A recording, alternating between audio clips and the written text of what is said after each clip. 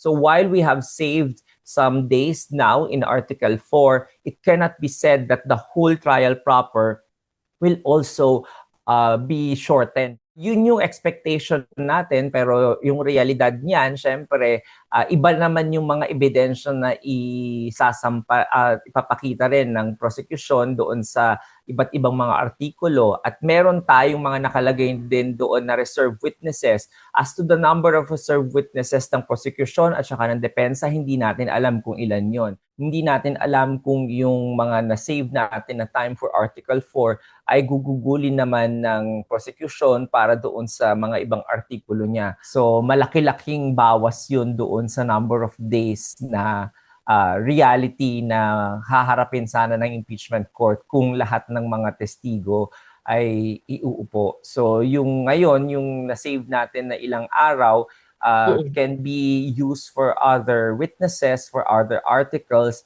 or other matters that the court will consider. Katulad na lamang ng oral arguments sa sabina